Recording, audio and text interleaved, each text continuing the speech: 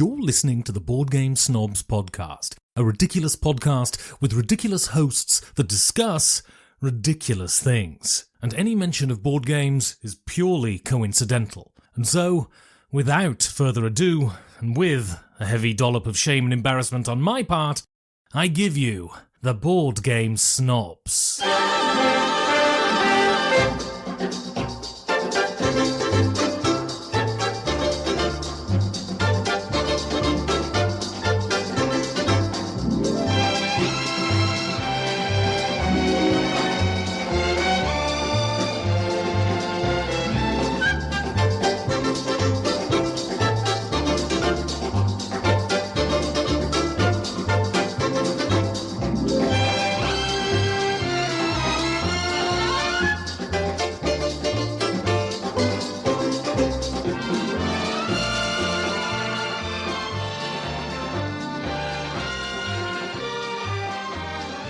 And go. And welcome to the 300th episode of the Board Game Snobs. Actually, 300.5 because we had to restart this podcast because Dan Hughes is a nasty man and says things that we have to delete so much of. And Mike's here with us too.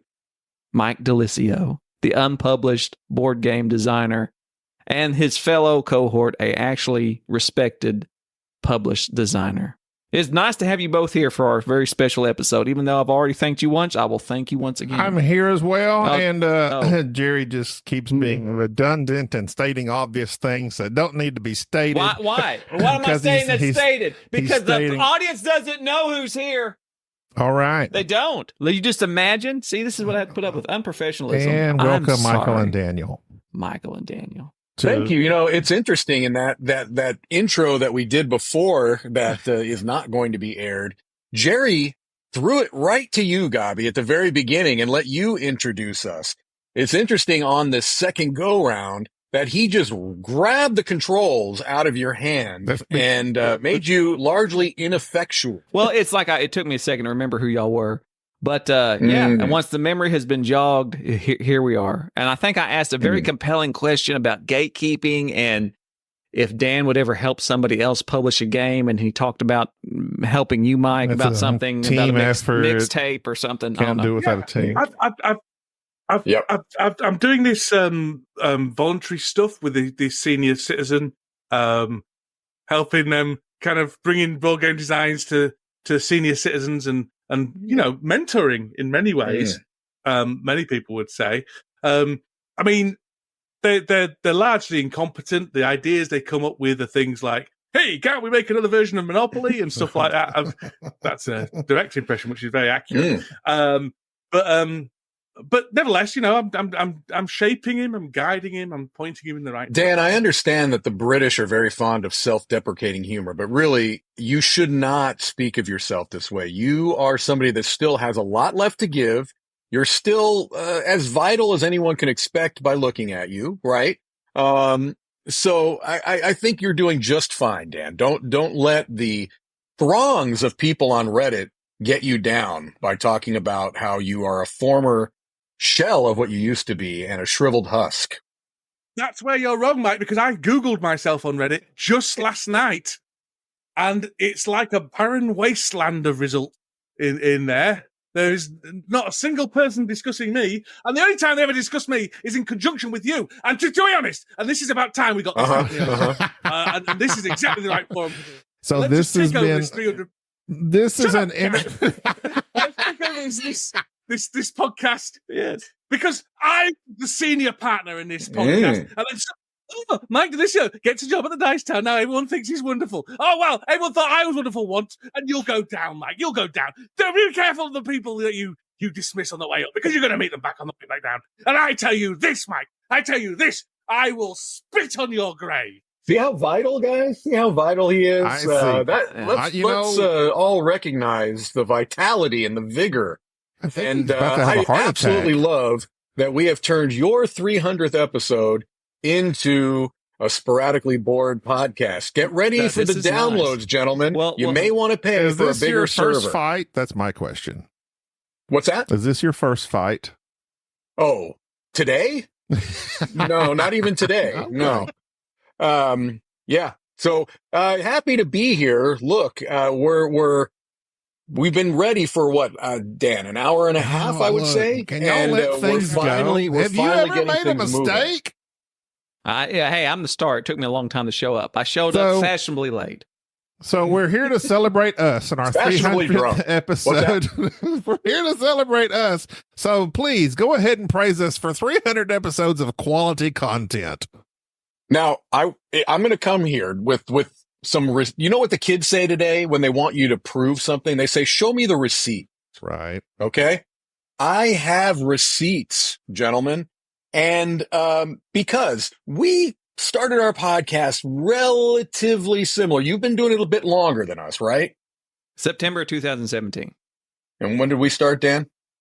September 2017. Exactly.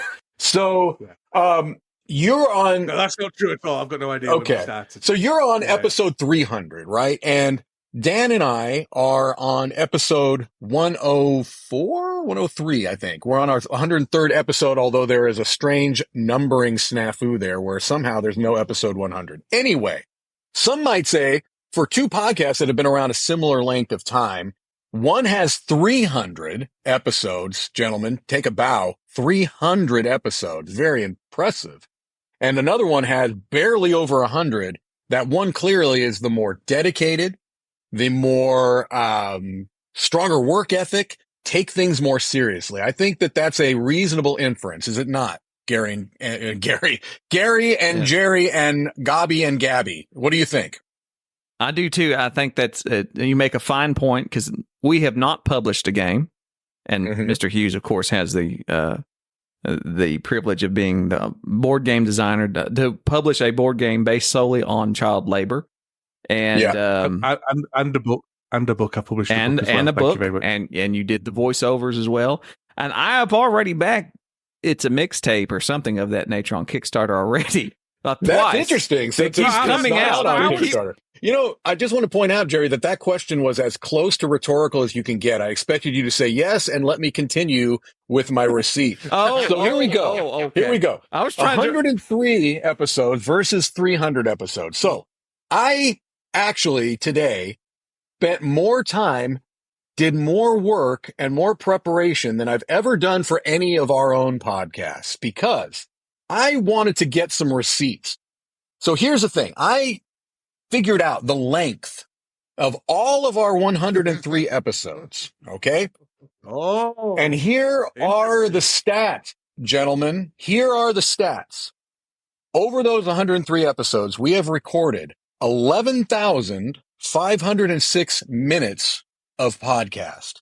That works out to 191.76 hours of podcast. Each of our podcasts average 1 hour and 52 minutes. Therefore, you could listen to the Sporadically Bored podcast 24 hours a day, 8 days straight. Which I've done. And you tell me, you come on here with your 300th episode and try to tell us that you got something over on us, right? Look, I understand what you're doing here. You thought, we'll have them on and we'll make them feel special by being part of our 300th episode. No, this was a flex. This was a massive flex, and I came with the receipts. Did you do our stats by any chance? What? Did you add up our minutes by any chance? I have no way of finding it. I don't even know where you guys are hosted. Is it public license or? Yeah, I'm not sure they're online. I think they're on some kind of like what are those subnets they used to be called? I think we're hosted on rotten.com. On the dark web. Well, I don't know where exactly. Gabi, do you have your stats, Gabi? We're on Spotify, aren't we? No, good God. Podbean? We're on something. I don't know. I don't mess with the publishing. I'm not even sure if this podcast gets published. I didn't know I was going to be looking up. You've unsettled them, Mike. They're in disarray. Yes, they're befuddled. They're scrambling around for their notes to try and add it all up. This is like comparing. I can see the beads of sweat. This is like comparing apples and oranges. For instance, y'all's show is more of a disjointed mosh pod of just your daily life, and whereas ours tends to follow a very clearly defined boring, linear, but also ups and downs, roller coaster of an experience. Vanilla. Sure. Well, it's not vanilla. I think it's very profound in a lot of ways. We deal with death and hatred and board games and everything else in between. We've had epiphanies. That's true. I'd say you're more of a rocky road. You're more of a rocky road. More of a rocky road. And so that's how it is. Whereas y'all are just kind of more of a periodical, like with certain television series that you watch. There are soap operas. We're more of a soap opera. Y'all are more of a show that gets canceled every once in a while. There's long lulls in between seasons. It's very much a British sitcom. It's like, it's the greatest show of all time, and there's 4 episodes. Y'all the Faulty Towers of podcasts. It's everybody. And each one of those episodes of Faulty Towers is considered a work of genius. Is that correct? Correct. Yeah. All 9 episodes. Isn't it 9 episodes? There's days of our lives over there. Right. Well, it's a telenovela over there. Well, hey, the fact Dos Camillos y el mío. The fact that we're still What are Jerry and Gabby going to be falling out over this week? Hey, I've gotten better. I've aired out all of my grievances. Now for the airing of grievances. Yes. I got a lot of problems with you people. Yeah. Who are we hating on now? Well, look, you've got me all aflutter, and I don't even know how to access Podbean all of a sudden. Why did you turn on these cameras so I could see their faces? And now you're switching over and looking at Podbean stuff. Listen, nobody cares, Gabi. Nobody cares. It's obvious. Whatever you're doing, Gabi, just make sure you switch off your mic. Mike came on and just come with vicious attacks. Listen, and Gabi, I'm like, this is going to be a nice episode with our friends. Gabi, let the haters hate. Turn the camera back on. Yeah, there you go. I got 2 talking heads. This was like Piers Morgan. I didn't realize live. It turned you off. My bad. Yeah, there you go. Yeah. How dare you? Nothing Do not compare me.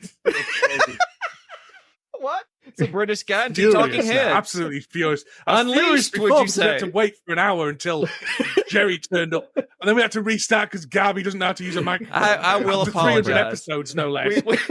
I showed up an hour late, come walking in, drinking a gin and tonic, and demanded to be on camera. So yes, it got exciting. Yeah, it's 1:00. The sacrifices I make. Yes, there you go. I asked Gabi. The lovely Sade actually came to say hello to us before we started recording, and she was forcibly removed from the studio. She was shouted at. I felt so sorry for her. It's absolutely shocking. The behavior from this podcast is absolutely shocking. How we've not been Aren't you canceled. glad you had us on? It's everything I wanted and more. I actually thought we were having Richard Simpson on. I came in with facts about Scotland.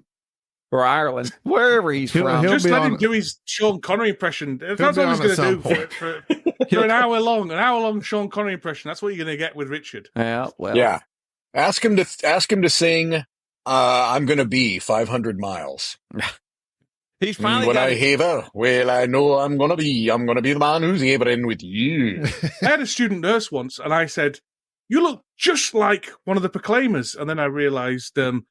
I should have said you look like both of the Proclaimers. They're identical twins. So that was an error. And he never worked with you again. She never came back, Mike. She never came back. Oh, that's terrible. Well, yeah. I asked Gabi, do you have something planned for this? Do you have? No, I just wanted to catch up with our longtime pod friends here.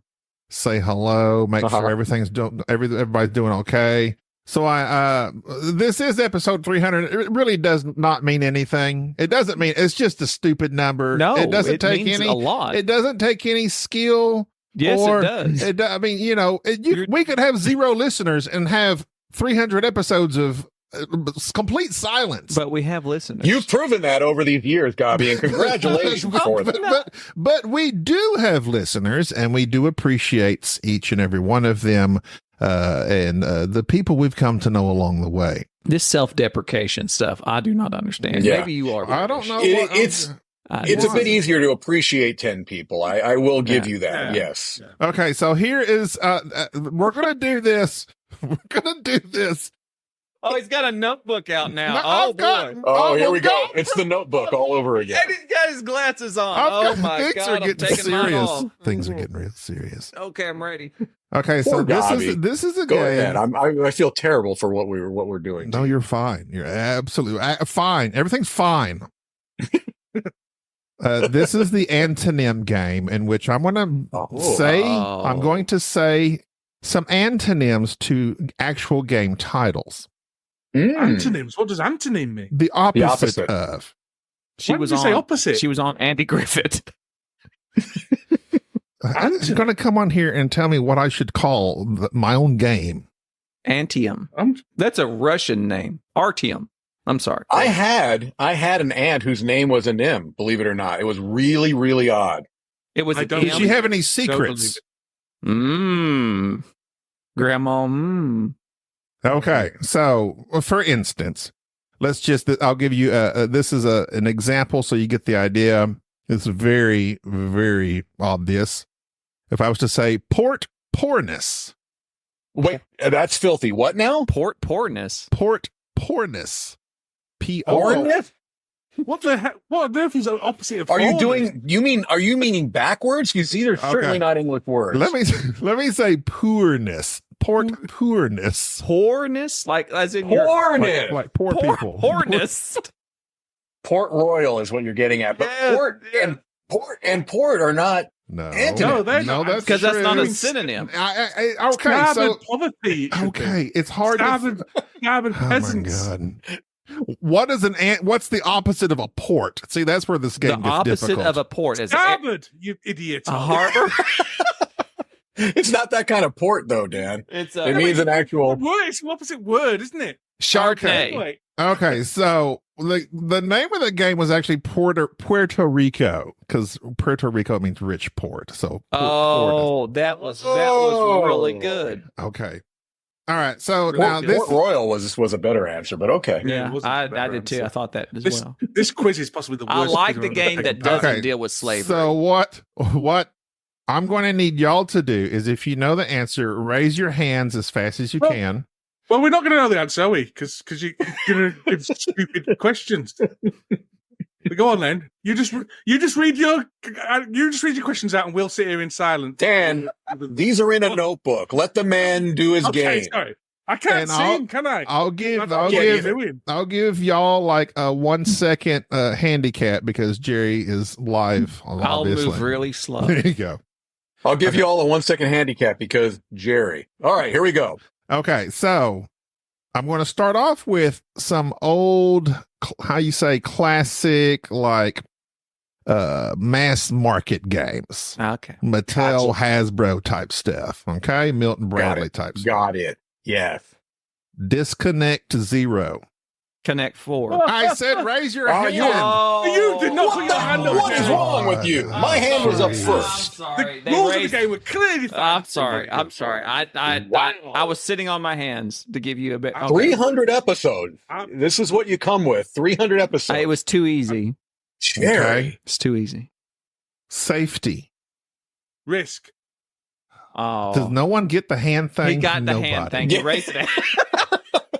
He raised it after. Look, you're asking us to use our hands and speak. I think we should Gabi. buzz in. Okay. We should What buzz is in. this? Is this like American Gladiators or something? You should buzz in. That raising of the hand is the buzz in. No, you should make a buzzer noise. Everybody do your best right. buzzer noise. Okay, I'll give one to Dan. Okay. All right, what about air horns? We'll accept right. air horns. 0 isn't the opposite of 4. But anyway, go on. Look. But in American math, Look. it is. Okay, hold on. Yeah, How do you spell Jerry? that maybe not in math, Dan, but in math it is. Maths. There's different types of maths. Okay. Mhm. Are Here you we go. ready? There's Math Mhm. Damon. Bitter C. Raise your hands if you know it. Bitter Just C. Mike. The famous 1952 release, Sweet Ocean. no, I know it. Make the Dan- noise. Make the Daniel- noise. Buzz Daniel. in. Daniel. It's a shoddy one, but it's Candyland. Yes. Oh, that. Oh. Oh, Yeah. I know.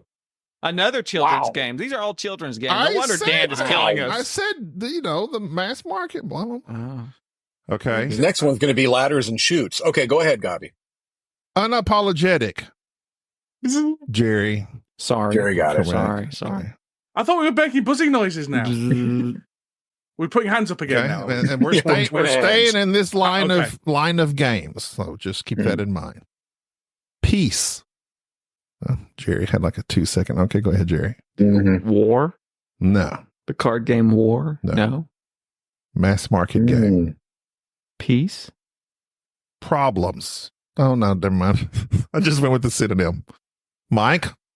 Strife? No. Peace?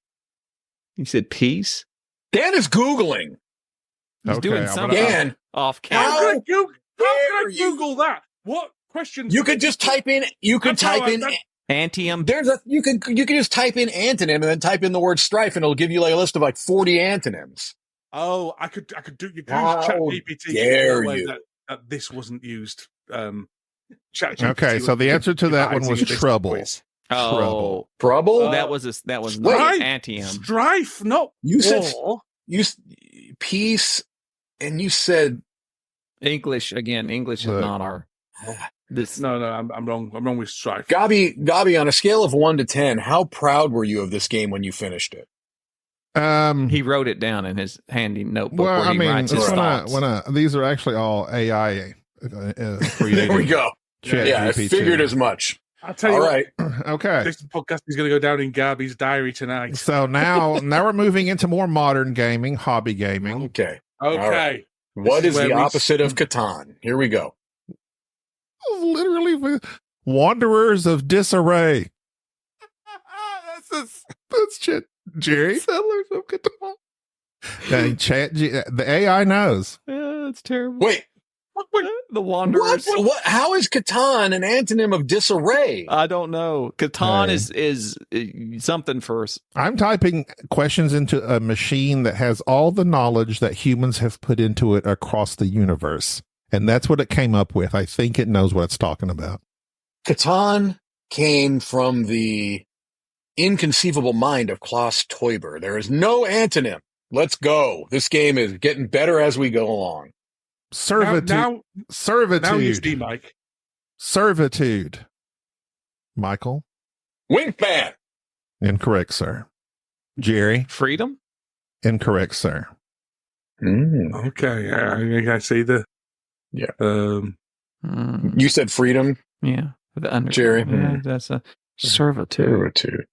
Servitude. It's thrilling podcasting. This is servitude. Riveting. Just let the listeners know that there's at least 5 minutes of silence. Okay, I'll bail you out on this one. That was Dominion. Oh, yeah, that's not. Okay. All of us are not expressing outrage because we're not entirely sure or intelligent enough to work out whether that was an actual antonym of that or not. Was that a good clue or not? I don't know. Okay, I can say it wasn't, but then people might actually be one, and I might just not be very bright. This one is a good one. This one I believe is a good one. Here we go. Large universe. Michael. Small world. There you go. Hello. Mike's on the board. I can get the gimmies. Okay, and here's another one. Stroll for the countryside. Oh, Michael was quick again. Race for the Galaxy? Correct. All right, so it's two apiece. Well, this is the last one. Dan is talking, but I don't hear him. I can see his mouth moving, but I don't hear him. I'm just incandescent with rage. That's why. I am putting my hand up before Mike, and according to this is bias against the international community. With the I've got the Atlantic to get over. You're on Yorkshire regional time, Dan. We can't be, beholden to that ancient and archaic time system.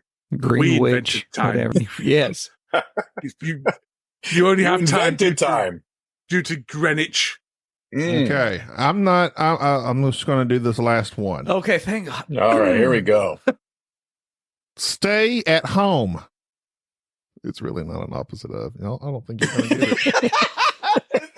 So your question breaks all the rules. Stay at home. Stay. Think one of the most. Okay. One of the most popular games ever. But this is an ancient game. If you're talking about Go. No. All right. Stay at home. Let me make it easier for you. Stay to home. Go to work. Michael. Ticket to ride. Correct. Huzzah! Mike wins the game. Goodness. Terrible. These are the worst questions. Okay. All right. So I'm glad you worked on that. I have a game as well. They tell us we need to worry about our AI overlords. Yeah, if that's what they're coming with, I think we're good for another year. Mine is not based on any AI stuff. This game is basically, are they dead? This is that sounds very familiar, Dan. That's a very familiar game. What? Mm-hmm. Is it? Did y'all do this as well? We've done this for several episodes. I don't listen. And we've even got it on record of you abusing us for doing this. Well, this is intellectual. We know that. I have no idea. It's a game Daniel calls white spaghetti or something. White spaghetti? Brown bread. Oh. Brown bread. Well, we have to guess see what I did there? Oh, see what I did? Antonil. So, Dick Van Dyke, dead or alive? Alive. Got me. I was thinking he just died. You saying dead? Yes. No, Dick Van Dyke is alive. 98 years old. Good grief. Still tap dancing, baby. There you go. Mel Brooks. Alive as well. Yes, he is. 97. Let's go deeper here. Let's see if we can't come. Anne Margaret. You know Anne Margaret, the Swedish-born actress? Dead as a doornail. Been dead a long time. She was in Jailhouse Rock with Elvis. Yeah, she was an Elvis. Goodness sake. Apparently still. She's an actress and a singer. Still alive, apparently. I don't agree with that. Is she really? She's still alive? Yes. What is she, 170? She's old. I said alive. She was born in 41. You didn't know who she was, Dan. Your vote doesn't matter. Okay, here we go. Chubby Checker, the American rock and roll singer. He's still alive. We've done this one. Alive, oh, yeah, you did. We did that one in our show. Oh, I'm sorry. I'll move on. So we're getting our information from the same. Let's see. I get more and more panicked, Mike, because they realize they've got no way of beating our podcast. What about Buzz Aldrin? That's correct. Buzz Aldrin is alive. He is alive. Gabby? He was Dancing with the Stars, wasn't he? I think he's alive. He is alive. Well, if he was Dancing with the Stars, he may not have made it. Okay. Oh, he's still alive. Good. All right. So I've got another game, since I did not know this was copyright protected. Because I did steal it off someone else. Well, there's no original ideas, okay? Yeah, it's all on this, this one is called The Biggest Flop. No. Oh. Yes. The Biggest Flop. Is it? No. Okay. No. I do. Last time we did the highest grossing It's not movies. rude, is it? It's not about conjugal rights. Conjugal rights. No. Yeah. No. Okay. This is about Biggest flop. the I think biggest. about Mike's career at the Dice Tower. Oh, no, Shots fired. Shots fired. Well, that's fine. 2002. Which movie flopped worse? Okay. Oh, this is a good quiz. Now Now we're getting somewhere. Yeah. I've got another quiz too after this. No, you're not quizzing. You're no, kidding me. You're done. No, I do. You're That's done. why I had you bring the paper. Calm down now. You're done. You are You're off not, the I'm podcast. not done. I'm not done. The Eddie Murphy movie, The Adventures of Pluto Nash, or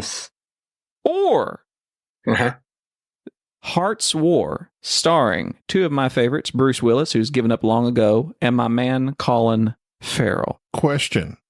Heart's War was a great movie, by the way. Question. What? Are we talking production budget versus loss, or just least made completely overall? We're talking about total net loss. And listen, I know you're going to argue this later. Nobody cares. Nobody cares. Pluto Nash or Heart's War? I'm going to say Pluto Nash because it was very high budget. Oh, that's interesting. Well, see, that's what I'm saying, though. I once Total bought net Colin loss. Firth's apartment on a tour in Dublin. Net. Just like to point that out. You knew. Oh. Oh, you're saying I'm saying the other net one, loss. Heart's War, because I don't know. That is 100% Adventures of Pluto Nash. Correct. Pluto Nash had a budget of $100 million with a total net loss of $96 million. Whereas Hearts War had a similar budget of $95 million, but only a net loss of $62 million. Not a bad movie, by the way, Hearts War. I don't know why it was kind of panned. It's been a hard time, a really hard time for Colin Farrell. He's had a rough. He got the Batman. He's Batman. And Bruce Willis as well. He's not Bruce Batman. He's Penguin. I mean, he was in the Batman. Well, but that's not starring in it.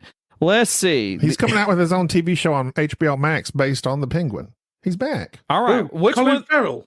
Yeah. Yeah. He's a good actor, you know. Have you seen him in The Gentleman? He was really good in The Gentleman. Yeah, he was. He's really good in The Banshees of Inisherin and in Bruges. And yeah, he's a good actor. He's really good in Sugar, too. He's a great character actor who's cursed with too good looks, in my opinion. As am I. Although, which one of these films flopped worse? The 2003 film Jiggly. That's the one with Geely with Bennifer. Ben Affleck. Or Gods and Generals, the one with what's his face in it? The Dumb and Dumber. Russell Crowe. No, it was Dumb and Dumber. It was what's his name? It's the Battle of Fredericksburg.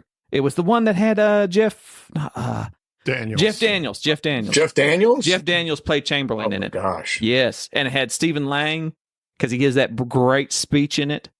Like, just Google Gods and Generals and Stephen Lang and listen to his speech. I think you're only picking movies that only you like. Yeah, I'm going to go with Geely, because that probably also had a very high budget, being I am Bennifer. Also going with Geely. Yes. Geely is like a modern movie. I don't think that, other than paying Ben and Jennifer, it was a renowned. I think they filmed it in Europe too, if I remember. Was it? I mean, I know that was like gold film, renowned. Correct. Yeah, I mean, I want to go with Geely, but based on, I don't know, I sense trickery. Gods and Generals. It is pronounced Geely, rhyming with really. I did not know that. Geely had a budget of somewhere between 50 to 75 million, with a total net loss. Oh, I'm surprised. Of 70 million. Adjusted for inflation, it would put it over 100 million. Whereas Gods and Generals only had a budget of 56 million, with only a total net loss of 47 million. So Geely was a bigger flop than Gods and General. Please Google Stephen Lang. He's the bad guy on Avatar. His speech in Gods and Generals. Great speech. Okay, what side was he for? We're not talking about that. Come on, boys. All right. What flopped worse? The 2005 film, directed by, I'm not going to say who directed by, but it does have your man in it, playing Dirk Pitt, Sahara, starring Matthew McConaughey, and what was the Penelope Cruz. Penelope Cruz. This was after she broke up with Tom. She was never quite the same after that. I'm going to point that out. Or the 2005 film Son of the Mask. That's right. Oh my gosh! Yes, who played the Kennedy? In that one? It was Jamie Kennedy playing. Oh my gosh! That's so which right. film flopped worse? You got to take into account the budget and the overall. Yeah. I'm going At Sahara. that time, I quite like Clive Cussler. I've tried to read his books recently, and they're absolutely shocking. But shocking.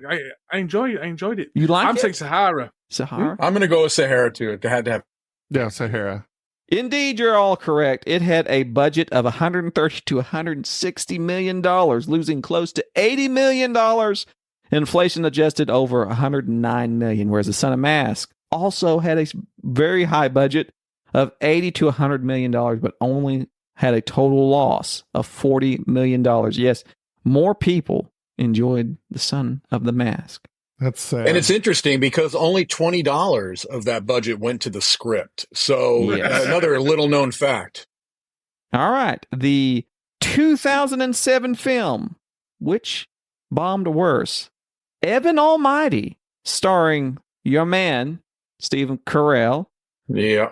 Everyone's our man for some reason. Yeah, because he was the guy who played the guy on The Office. That's your man, the guy from The Office. Why you mean Ricky Gervais? Yeah, Ricky Gervais. Do y'all not want him? We'll take him.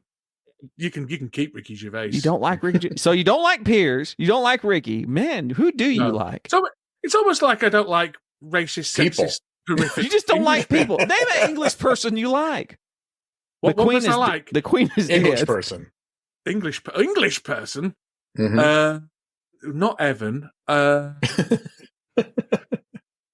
comedian, Alabaster guy. Mm. What was that comedian you liked? James Acaster. Yeah, Alabaster. They're all white. That's one you like. There you go. Okay. Or James Acaster's got a lot to say about Ricky Gervais. Oh, yeah, I've heard that. Don't like him at all. Who doesn't? No. There you go. James Acaster. Oh, got a whole routine about Ricky Gervais. Well, I have to look it up. Mm-hmm. Or The Invasion, starring your man Daniel Craig, who will take him, and Nicole Kidman. Y'all don't remember The Invasion? I do not remember The Invasion. It's not a bad. It's not a bad film. Anything with Nicole Kidman's Ian O'Toole's label. So, are there any films that are in the running for the biggest flop that you have not seen, Jerry? I listen. If a movie flops, your taste in movies is flawless. No. If there is a flop, if somebody tells me a movie is bad, I go and watch it. That's just how it is. If you say this show is awful, I have to watch it. That's how I first came to Board Game Snobs, actually. So I first listened to your podcast. Well, it works because sometimes you find that one jewel. Isn't there a movie that everybody hates that you yourself love? I absolutely adore the Super Mario Brothers, the original one with Hopper in it. That was so insane. Hudson Hawk is mine. I love Hudson Hawk is great. That's a great movie. Yes, yeah. and like shows that flop and people that they think they're terrible. No. Anyways, so I like Heaven's Gate, which was probably the biggest flop in Hollywood history. Heaven's Gate, a Michael Cimino movie, really ridiculously high budget, and it went over budget, and then it's a western, and just as westerns were going out of style.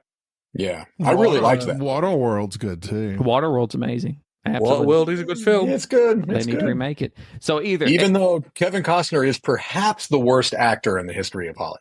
Well, no, he does his thing. He his thing is just very limited. He's got that one stick, and they continue to try to put him in movies like Robin Hood. They should not. Well, but that that's a great film because it's like he subverted expectations. He subverted a lot of things. He subverted accents for sure. What are you talking about? You mean the expectation he could do an English accent? Well, he tried. Maybe he was the originator of the American accent. He did. Maybe they're like, this is where American accents come from. Robin Hood procreated. He did the Sean Connery thing of just, I'm keeping my accent no matter what I'm doing. And people But Sean Connery could act, though. There is that. Sean Connery was a great actor. Yes. Well, yeah. He had more range than. Now, this isn't saying much, but he had more range than what's his name? It is Robin Hood. He was good in Indiana Jones, and that was it. Connery. No, he was good in The Rock and The Hunt for Red October, and he's been good in movies. I didn't watch. I'd never seen the end of Hunt for Red October because there was a bomb threat and I had to abandon the cinema. And that's the end of the movie too, actually, Dan. So you did see it. Yeah, they called it a bomb threat. Elaborate PR stunt. Right. Ask Richard when he comes on to do Sean Connery at the end of Hunt for Red October, where they have the big bomb threat. Yeah, because he'll do it anyway, so you might as well just ask him to do it, and then it feels like you got some control. Well. That's a great name for a podcast. Okay, so did we get an answer for? Let's make this the final. Okay. Evan Almighty or The Invasion? It was Invasion and Evan Almighty, right? Evan Almighty was a massive flop. It was. It took forever to build that. But I don't even remember The Invasion. I'm going to go with The Invasion because I don't even remember that movie with two big actors. Was Evan Almighty a sequel to? Yes, it was. It was to Bruce Almighty, wasn't it? Yeah. Evan or The Invasion? I really don't care, but I'm going to say Invasion. There you go. Gabi? Evan had a budget of, wait for it, $175 million. And it had a net loss of almost $90 million. Good Lord. So it's the Invasion, however, just had a budget of $80 million.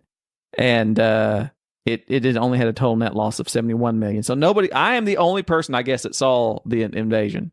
But all right. No, I never saw it. Well, I'm not sure it's a film. I'm not sure. I love Daniel Craig. We're going to have to let Michael go here soon. So, Michael, I'm glad you came here for this. As the person here that has a life of significance and importance, I have a very tightly wound schedule.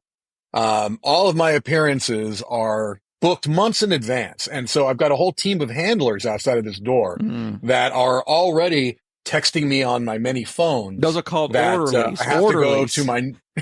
You have orderlies. I have to go to my next appointment. So I'm in charge, so I can go a couple of minutes beyond them. But, I unfortunately do need to head out soon. And I know Richard is literally chomping at the bit. Richard has many flavored bits at home that he enjoys chomping on to get on board here. So, well, is there anything you would like to say, promote, Enoch's Hammer, anything? What y'all got going on?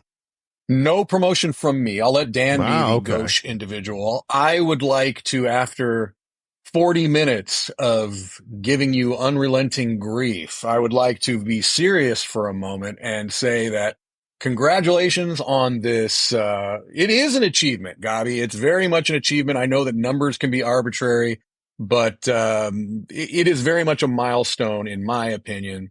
You guys are doing your thing, and you're doing it well, and you have carved a very unique niche in podcasting. I think that you are maybe slightly more of a board game podcast than we are, but I think in many ways we are kindred spirits. So congratulations. You are both lovely individuals, and I appreciate you asking me to be a part of it. Right. Tell Tom hi for us. Tell him we'll come visit one of these days. Mm-hmm. Mm-hmm. Michael, you're one of my favorite people. When I see you, I just want one of these days when I see you, let it be known I am going to hug you. I would like you to lift me from the floor so that my legs can be bent at the knee and you can twirl me around. I'll twirl you around in a circle. I have pictured that moment many times. I hope it lives up to my expectations. It will happen. I've pictured it too, but only because I'm quite enjoying the image of Gabi then having a heart attack and dropping dead. So, you want me to die? So that, well, once a strong word. I think it'd be entertaining, really. Yeah, right. You'd be amused. Yeah. I'll pick you up and hug you too, Dan, if that's what you want as well. Dan's a chunky monkey. Y'all both tall. I am a chunky monkey. I will be shortly after Gabi in the heart attack. I could lift him for a second or two, I think. Who would win in a fight? No, you can lift Mike. He's only like 5'2". No, I'm talking about you. I could lift you, I think. Just briefly. Yeah. If you jump a little bit at the same time. I'd have to jump a little bit. All right. Well, thank you for coming on, Michael. It's been very nice, I think. Best of luck with the mixtape. I'm going to stay on for Richard. Can I stay on for Richard? Keep that mixtape thing going, Mike. It'll work out.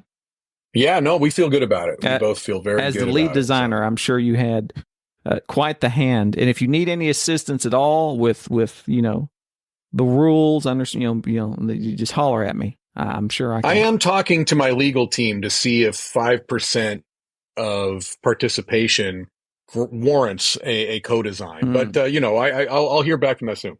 Dan and I think, are a good pair, a good partnership. We were just talking about that earlier. I think you and Gabi must be nice. Are a good partnership as well. Indeed. Sometimes when it hits just right. So let's peek behind the curtain for the listeners. If I leave session, it's not going to mess up your recording, Absolutely correct? Not. No, I don't think so. We will continue All right. on. I'm going to try to, although you see this leave session button that I'm clicking right now, ain't nothing happening. No, do we have to kick him out? Maybe I can kick you out. Kick out Mike. Yeah, it's blanked out for me. Here we go. I'm going to kick you out, Mike. Don't close the screen. Remove from session. You won't upload and then... not move backstage. Remove from session. And he's gone. Bye-bye. Bye, Michael. Swing low. Bye. And he's gone. All I'm seeing now is Dan and his salt lamp. Dan and my salt... I've got 2 salt lamps in this room. So That's how rich do you I am. like salt lamps? I like the soft orange glow of a salt lamp. Do you lick your salt lamps? And apparently they heal me with radiation. I have licked my salt lamp. They taste like salt. It is true. Have you licked a salt lamp? I have. Did it taste like salt? It did. I don't think you're supposed to. I don't typically lick lamps. I lick lamps. I'll say it loud. I'll say it proud. I lick lamps. I'm a lamp licker from way back. I lick lighting. I will not apologize. So anyway, are you going to just leave it recording, or are you going to stop it? No, we're still recording. We're just recording forever. Do you want me to go ahead and see? Right. Okay. I can leave if you could be too confusing. No, this is by far not confusing at all. It won't be any more confusing than what we just had. I just need to shoot him an invite.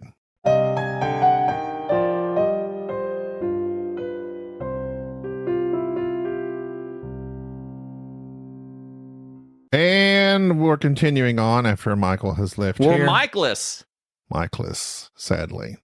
But we do still have Daniel. I never get to talk to Dan. Dan, you're like my third favorite person in board gaming media.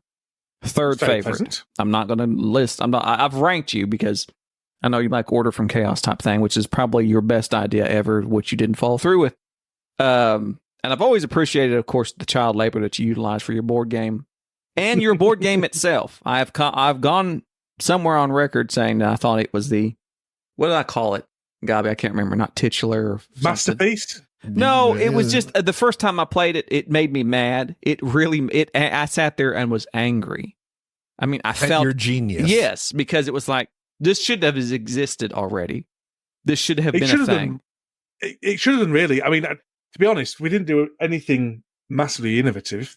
It was just all iterative, in actual fact. But yeah, it should have done. I don't know why it doesn't. There's lots of things I don't know why they don't exist, especially around kids' games. And this, I remember when you were designing it, and take this as praise, I guess, from one father to the next. You were talking about one of the mechanics of when they roll the dice, don't get something, they can flip their character, and now their character's not exerted, but they're putting extra effort into the roll. They basically now, yeah. And I thought determined is what it was called. Determined. That's right. And I remember the first time I played it, my son, who is a bit of a wuss when it comes when it comes to losing, and especially even in a co-op game. Like if he rolls something and something goes wrong, he's just automatically frustrated. And when he rolled the dice, and of course something went wrong, and now he's mad, and I go, but look, now you're determined. And I flipped the character over, and his attitude completely changed. And he was like, oh yeah, next time. And then he rolled the dice next time, and of course it worked out. And I remember thinking, this is something that could only been designed by a father figure who has played with kids and knows the feeling of when your kid does something and it doesn't work out, and short of you just cheating, it's all, but this feeling of what? Look, now they're determined. That was, to me, that stood out as a very brilliant addition to the game that's so simple that every parent that plays this game with their kids goes, oh yeah, that just makes sense. Why isn't every game this way? Like this is exactly what you need. Plus all that a bonus for yeah. Although to be fair, that came out of play testing. I'm not even sure how much of my idea that was. How much of a play tester's idea it was. But no, that's one of the two things I'm most proud of. I like the cooldown track, the game along, and I like the determined. I think they're the two things that are relatively unique to the game and aren't quite as derivative of the genre. So when do you think that you're going to move on to making adult board games and get out of the elementary level? Do you think you're going to progress? We sort of have. Mike and I have designed 2 games now. We've designed. So I made you a mixtape, and we've designed a new game, a trick taker, set in 1800s, I think, in the Luddite movement in Huddersfield, called Enoch's Hammer. So got 2, but we're not sure what we're going to do with them. That's the problem. We don't know if we're going to kickstart them. We don't know if we're going to try and get a publisher. We're just kind of flailing around with them a little bit. How come there's no publisher? And Enoch's Hammer needs a bit more development. How come there's no a new one? No, I love the name Enoch's Hammer. That just sounds like a battleship. Yes, Enoch's Hammer. I like it. It's really good, isn't it? Is it really a hammer? It's a hammer, right? Like the big splitting kind? Yeah, it's from the Luddite movement. So the Luddites were working class Yorkshiremen and some Nottingham, some anyway Midlandsmen who their jobs were being taken by the Industrial Revolution. So they attacked factories and broke weaving looms and things like that. And Enoch was one of the manufacturers of the looms, but he also made big sledgehammers. This company Enoch, blah blah blah, and Son. So one of the sayings was, Enoch made them and Enoch will smash them. So Enoch's hammers, big sledgehammers they used to use to smash these looms. The Luddites is fascinating. The tone has shifted, ladies and gentlemen. The tone has shifted, but the Luddites are a fascinating social movement. a real working class kind of rebellion, which never got anywhere, and they ended up a lot of them got hanged because they murdered a mill owner, and they all got hanged, and they brought in at one point there was more soldiers fighting the Luddites in the north of England than there was fighting Napoleon in France. So there you go. And they threw their wooden shoes into the looms that were called sabots. Sabotage. And thus sabotage. That might have been the French. I don't know. I don't know. They said it was Dutch. Dutch. It was the Dutch. And you know how I feel about the Dutch. They've always got clogs, the Dutch. Netherlands, So, Holland. if Get it figured out. That's where the term "clog up the machine" comes. Clogs. I think it is. Yeah. Dutch. So if this theme of the Luddite movement doesn't stick, I say go with a dreadnought class battle cruiser blowing up aliens and make that a trick-taking game somehow. Just change the theme just a little bit. Yeah, okay. Speaking of Luddites, like I said, it's only been my entire purpose to get a game set for this field. But no, that's fine. You switched the theme of my game. I to, immediately made it more interesting some kind as well. Of militaristic fantasy. Nobody wants goes along with Huddersfield. your countrymen very nicely. Another boring British countryside game. Might as well just make, Arl, Fields of Arl, Part 2. We can catch the UK getting all military and invading people. Okay, so we're fighting. Richard has come in. Look who's back! Speaking of Luddites, your network is struggling, so the internet tells me. I'm trying. My network is struggling. The struggle is real for Richard's internet. We replaced it one go. We you know can what hear it is? you We've had storms. We've had storms, and we're having in Scotland. You'll have storms, and for whatever reason, no, they have storms. It's just making an absolute. Is the gale? The gale for northern gales. Don't have storms. I thought you lived. Gale force winds and storms and. You don't have tornadoes like we do here, though. You've never had tornadoes, correct? We do. No, UK is the world's epicenter for tornadoes. It's just they're very small. Yeah, that's true. It is. Yeah. They're very small. Yeah. Do they touch the Really ground?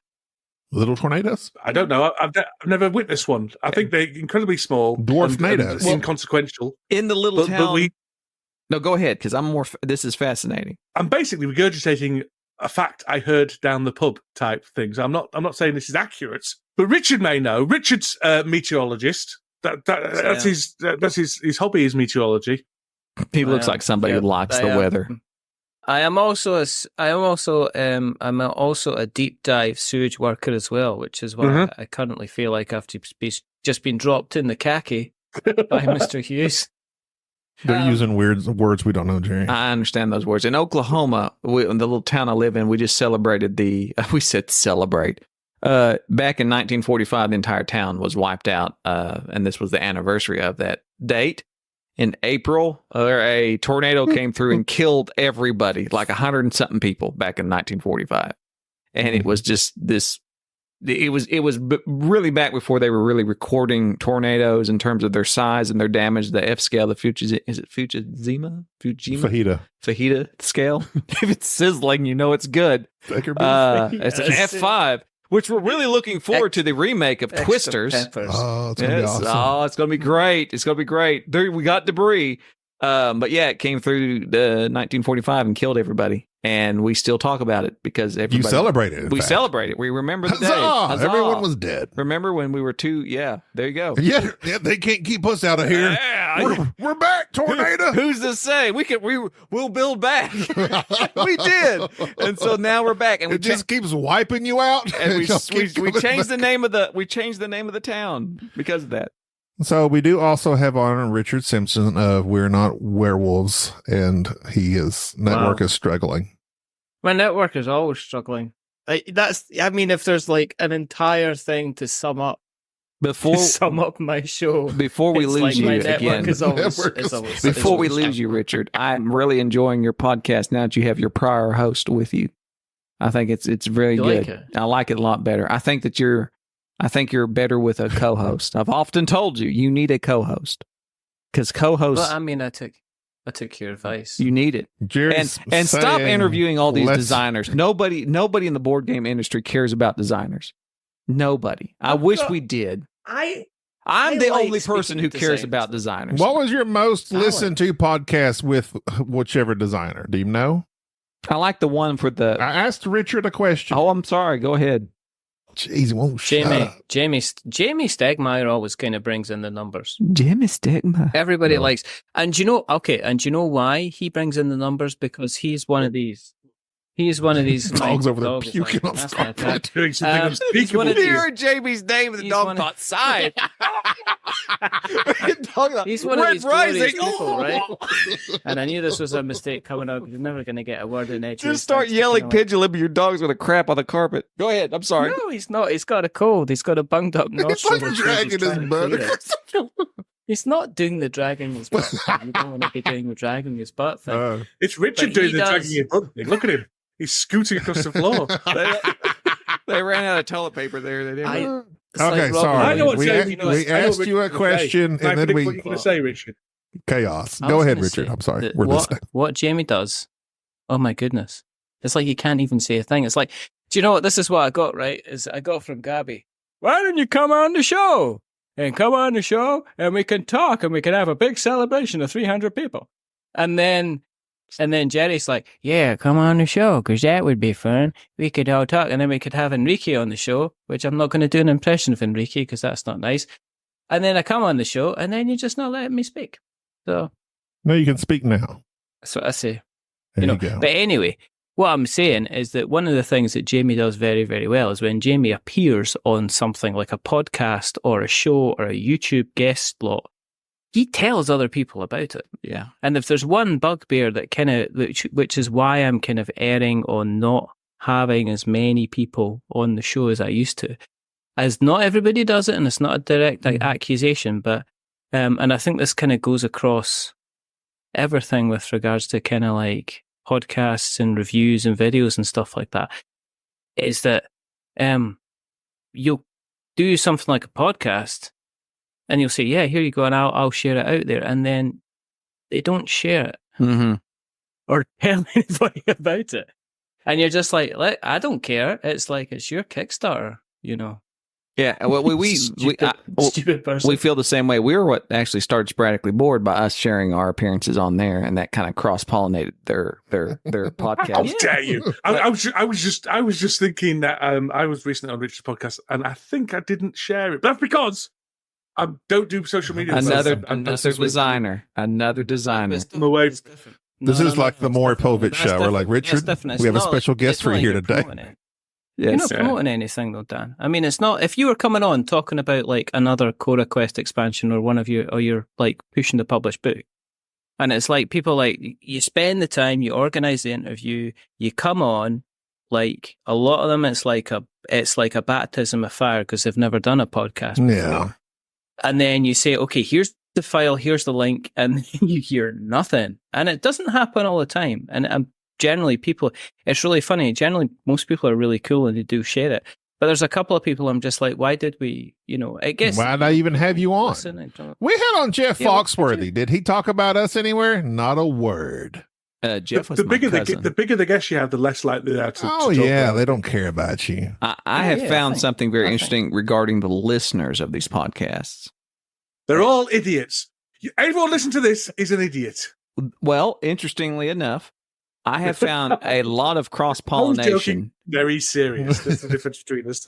As I have recently had the honor of being the commenter of the month on 5 Games for Doomsday, which I have not even talked about. Aye. But I joined the Discord Ben. of a great Ben Maddox and whoever his I can't remember his co-host. But Steve. their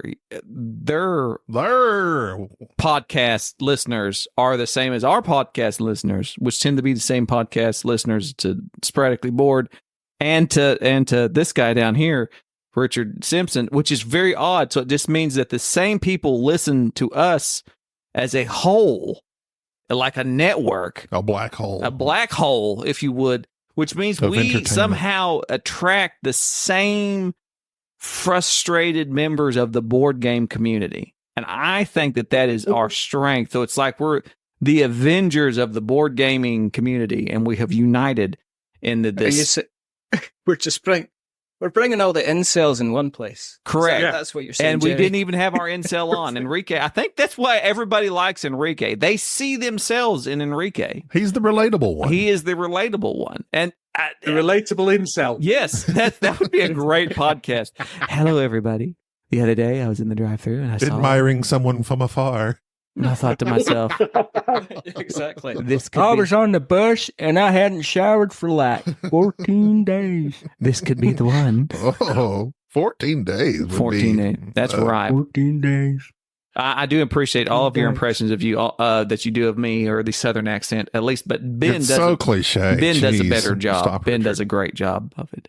Ben's an impression Does of he? me. Yes, he does. But Ben's an actor. Does He's classy. Ben is like, that's his job. I mean, Well, he is did he? that bad. Is he an actor? He Don't have to be in things. He acted once. He acted Yeah. once, and he's still he does. Yes, he's an actor. Have you ever like downloaded a script and try to like do a scene from a movie with somebody you know? I have. It's very difficult. It is. What we're going to do is Steel Magnolias. And Richard and I both used to be thespians ourselves. Didn't you used to be a thespian, Richard? I used to be a thespian. How so? Yeah. I used to do amateur dramatics. I used to be in plays. I used to be in productions. I used to make short films. You are in my theatrical, very that's for distant sure. youth. That's something that we lack in America. We don't appreciate the stage as much. But that's because when you talk, you've only got one stage thing, and that's that joke, isn't it? It's like, you know, that thing where it's like, you should be on the stage. The next one leaves in an hour. It's like, it's an old joke. But, you know, it is completely American. He's talking about stagecoach. Yes, he knows. Said Yes, it. you have to Said it. explain the Stagecoach. jokes, Enrique. We have we have Broadway. That's like all we have. Besides the local theater run by high schoolers, which is terrible. So we don't have the theatrical experience that y'all do. And I think that a lot of Americans just view movies as being the theater. Like It that's is. not. Like I'm going to the theater to watch I a movie. don't like that because it's a completely different experience. It's more visceral when you see it live and when it's a one-time performance. Is that why people's minds got blown when they did the live recording of Hamilton? Because Yeah. Hamilton was like the hot potato for ages, and then all of a sudden, they do the film version at the stage, and it's like they filmed it and put it on Disney Plus, and everybody went, it was crazy. remember for it. what They Clint East- absolutely, I loved it. Like Clint Eastwood did that with Jersey Boys, and even certain television series did a live episode. Like ER did that once, where they just, all right, this That is was live, brilliant. and then people just lost their mind. Oh, and they don't realize is that there is something different about watching something where you can see the actors on stage, and it's all about not so much the production, but what emotions can they exhibit and impart to you in person. Like that's different when it's done 100 times on film and you can just watch it ad nauseum. But there is something different when you're sitting down looking at a stage and you're watching somebody pour themselves out to you in such a way. And I think it triggers your imagination a little bit more. For me, like when I see a stage production. I did Godspell, and I played Jesus in Godspell. And I remember there's part where you do the speech where you're just about to you're about to get crucified. So you're like basically shouting at like your dad saying, "What you doing? Come on, what's going on here?" But because of the way the theatre was, I was right down on the stage, like lying down on the stage, and you were able to actually look out and pick out a couple of people in the audience, and actually look them and catch their eyes and just watch their faces as they're kind of like, oh, they're kind of interacting with us, kind of thing. But if you came along the next night, you would get a slight kind of difference, nuance in the performance. So I think every kind of performance that you give, it's like podcasting. I mean, if we came back and did this show again, you know, it'd be a slightly different experience. We could try and aim to hit the same kind of topics. And I've done it before where I've had to re-record a show that's broken and re-record it again from the beginning when the audio went. And there's the kind of the flow of it slightly differently because you're doing like a slightly different take on stuff, and the kind of the rhythm is slightly different as well. Whereas you're right with movies, you know, you keep repeating the scene until you get what the director thinks the scene should be, as opposed to the director basically at the side, when they're watching it from the side of the stage, which they always do, they just have to hope that they hit the general emotional beats and the individual nuance of the performance will potentially change. Ben would probably argue that, basically a performance should be exactly the same. If you're doing a play for 6 or 7 nights, then that performance should be exactly the same for all 6 or 7 nights, because you've got you're a paid professional. So I think that's the big difference maybe between the amateur stuff. I've always had the Jesus in my mind was always the ripped Jesus, and now it's been replaced with the Dick Simpson Jesus. What was Dan going to say? Yeah, what were you? Yeah, I was just going to say, did you do? I did lots of pantomimes, which these guys won't understand what a pantomime is. I have a brief understanding of pantomimes. I've been in a box before. I want to see one desperately. Oh, they're absolutely fantastic. It's absolutely wonderful. It's born from the old music hall kind of tradition. It's usually put on around Christmas time. It's for families. There's heaps of audience interaction. There's all sorts of kind of traditional lines that the audience shouts at the stage. Just, he's behind you, and all this kind of stuff. And usually it's about a fairy tale.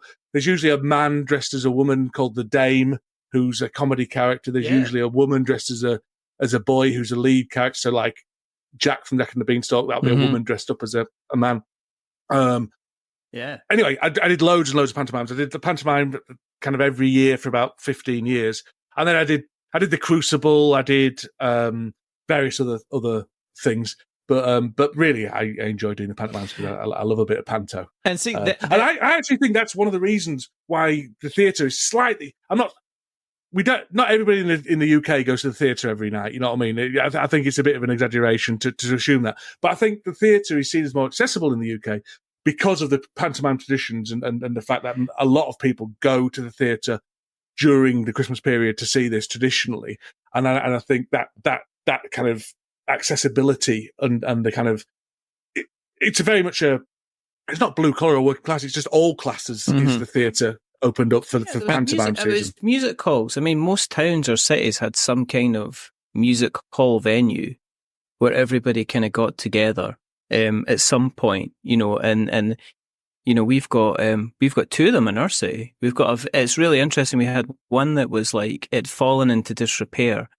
And then a couple of the local theatre groups decided to kind of basically reopen it, put a lot of money into it, just time and effort and volunteering stuff. And now it's getting some of the biggest names in kind of UK, the comedy circuit kind of coming up and doing gigs, because it's a traditional, huge stage, big seats, big kind of bluster and all that kind of loveliness, gold kind of ribboning everywhere and big, huge red velvet curtains and everything like that. And it's like funny. I mean, going back to the pantomime thing, it's like the whole thing about when people were talking in America about having drag queens reading kids' stories. And like some in America were going, oh my goodness, imagine having guys dressed as women reading stories to kids. It's like, oh my goodness. It's like, and then it was interesting to see the discourse coming back from the UK where folk going, we had pantomimes for years where it was like, literally everybody loved kind of like Widow Twankey, because Widow Twankey or the kind of the dame was always the person who was talking slightly to the adults, more over than the children. So they kind of always made this slightly. Ian McKellen does one every year. He plays a pantomime dame, so he every year. Well, not every year, but he certainly does it a lot. And I think that's the difference. Is one, the theater being so accessible in England and over there, over the pond. Whereas here in America, it does seem like our creative endeavors of that sort tend to lean more towards, like you're more likely to start your own garage band than you are to ever think, I'm going to be on stage and be some sort of thespian. Right. You're gonna buy a guitar, electric guitar. You're gonna find somebody who can play the bass, and then you're gonna convince one of your friends to learn the drums, and then you're gonna be Green Day. Or now stand-up comedy. Everybody in America thinks they're the funniest thing ever, and they're not. And that's why we have Patton Oswalt and various others. But it's the fact that wow, I don't. I quite like Patton everybody likes Patton Oswalt. I don't like him. I beg somebody to please send me something funny of him. I want to like him so much. I want to love that man. I just don't like him. I don't think he's funny. I want to find him funny desperately. It's the same thing with. Don't lose your train of thought. With Brian Regan. I want to find him funny. He's not funny. Just same thing with your. You British... find Mike McBiglia Jerry, funny. I find Jerry, Mike McBiglia Jerry. funny. Yes, I heard my name. Yes, Richard. Jerry, have you ever seen What We Do in the Shadows? Have you ever seen What We Do in the Shadows? I have not.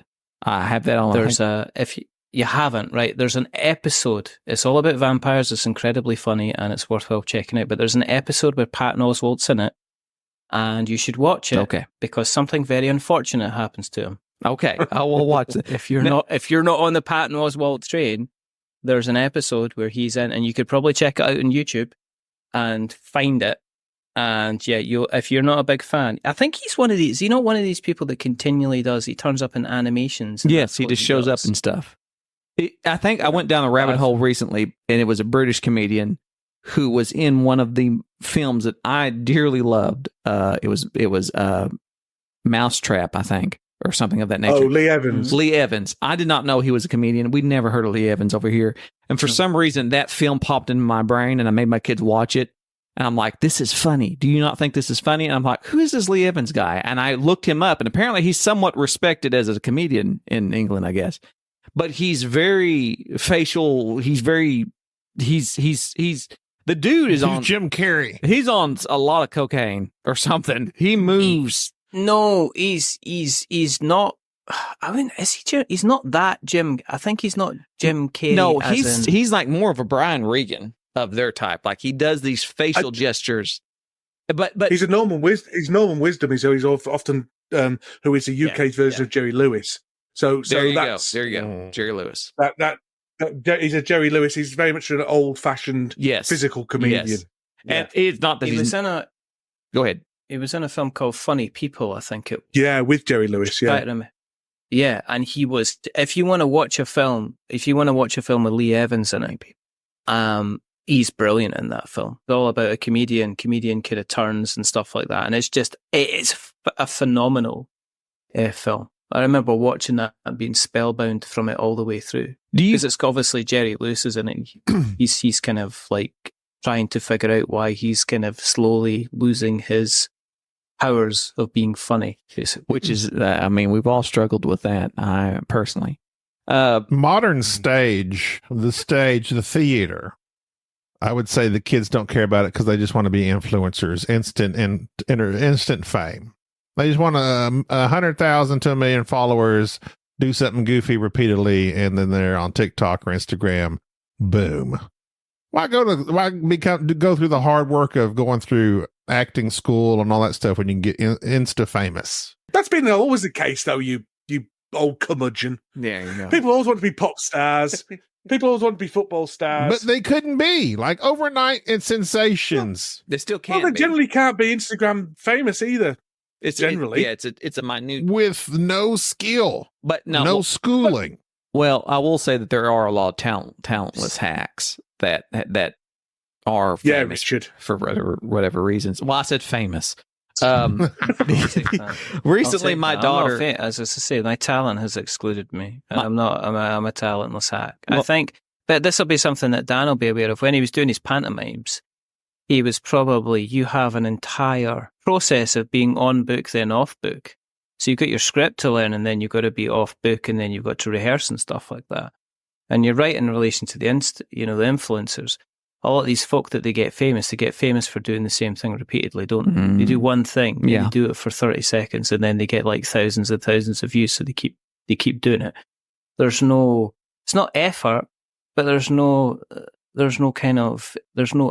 earned, is it? I mean, some people you see people who get famous really, really quickly, but they burn out so quickly because they've not got anything behind them to keep them going. There's no creativity. Else. They're famous for like one thing and that's it. There's no creativity behind them. They got lucky and that's it. My daughter's about to turn 13, and so thus she has become a Taylor Swift fan.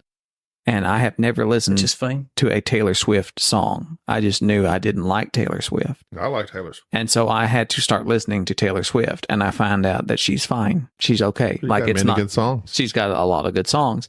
And it's not bad. And so it's like, okay, there's worse things you could like. But then my daughter made this comment about Taylor Swift being the greatest singer-songwriter ever. And I had to have this long conversation regarding... Has she heard of the Beatles? Your knowledge base and how you can really like somebody.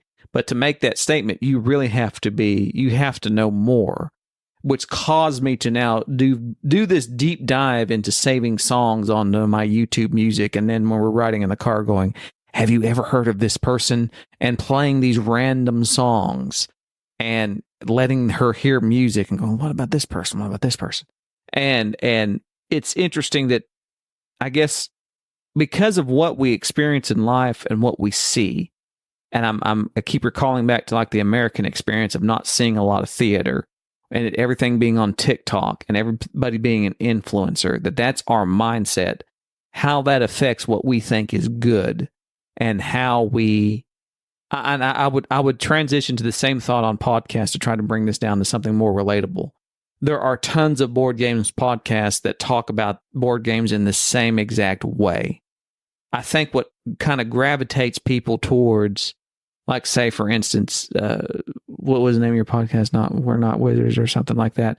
The reason I started to listen to that is because at the time I was interested in hearing about designers and things, and it was just you having people on. And I'm like, I can listen to this dull Scottish guy ask really good questions. You were like what's the name of the hot takes, the guy that makes people eat hot sauce? You were that guy of board game podcasting. You would have designers on and have these conversations. I'm like, this guy's interesting. Why doesn't anybody listen to this show? Oh, it's because it's just Richard, and it's just how it is. And then it dawned on me that to be super popular, there's a formula that you have to follow. And if you don't follow that formula, you're not going to be that popular that quickly. To keep your creativity, you have to avoid that, which is why Dan Hughes creates a podcast every other month. And are actually somewhat decent ideas of like Order from Chaos and these other things. And what about this? What about that? And Dan's always writing, doing these creative things. And my God, every time I talk to Dan... It's been a while since Dan's done one. Well, every time I talk to Dan, he reveals he's done something. I've pantomimed. I'm like... I've written a book. And it's like, why are you so... You're so creative, Dan. But my point is that... I'm a god.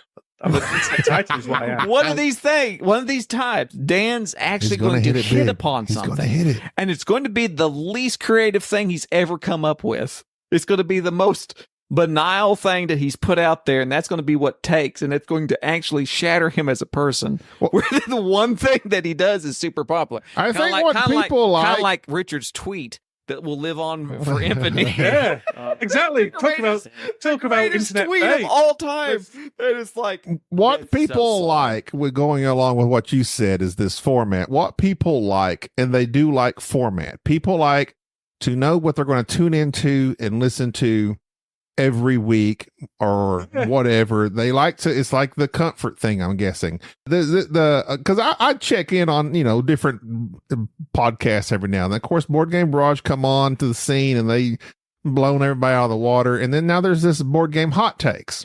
They're very popular. They come on, they play a game, they discuss it, and they're very formatted just like all the other similar podcasts, but they're doing what they're doing. Very, very, very popular now. But they're a potential, big name podcast for the future. It's just they're a threat, is what I'm hearing. How can we destroy them? Let's take them down. No, I mean, because let's start some rumors. I have occasionally interacted with the hot take people on. I think it's on Blue Sky now, or whatever. What's Blue Sky? They see Blue Sky. It's another Twitter. Good God! Oh, it's that kind of. It's kind of like. I swear, Richard is so Twitter, tuned into everything. Truth Social, is that what you're talking about? No, are you talking about? I've heard that's where We're Not Wizards' biggest. We're not bigots. That is where they all are. Yeah, we're not bigots. We're not bigots. 70% of my audience is now from America. Just adopt an American accent, Richard. Go to we're not wizards.com/daily stormer. We could finally understand you. I'm just wondering if I'm getting a lot of the old ex-clan people kind of... The ex-clan people I used to be. They're looking for a podcast to call home, and they're going, well, Jethro, there's something that we used to be like in the clan with our wizard stuff, and now we're not. So maybe we look for a podcast where we're not grand wizards. All of your listeners come from Arkansas. I've made that same joke at some time. I'm pretty sure it got edited out of the podcast. All right, so you have to leave that in forever. I don't even know where to edit at this point. Thank God, because we can't edit in. But do you want to be in the situation where you've got a huge following that you need to maintain? We just enjoy talking about what comes up naturally. But I enjoy doing this podcast because I enjoy talking to my friend and or friends about things I care about, things, it can be stupid. We obviously talk about plenty of stupid stuff, but also we have genuine conversations that interest me. And I enjoy that more than let's stick to this format of what have you been up to? Let's talk about the games you played. And now here's the big game we're going to discuss. Because for one, especially here in the last, good God, year, we don't hardly play games together anymore. We don't have the time. We get to play maybe one game a month together at this point. And we're trying to stretch this. And I mean, maybe we need to go to bi-weekly or so sporadically board game snobs at some point because we just don't have the time to put out I knew it was going to come down to you stealing our unique format. That's why I knew this was going to happen. Look, I mean, you can either be in podcasting to try and bless grow these an audience, people or that you can be in podcasting to try and enjoy yourself. Sometimes, if you're really lucky, they overlap.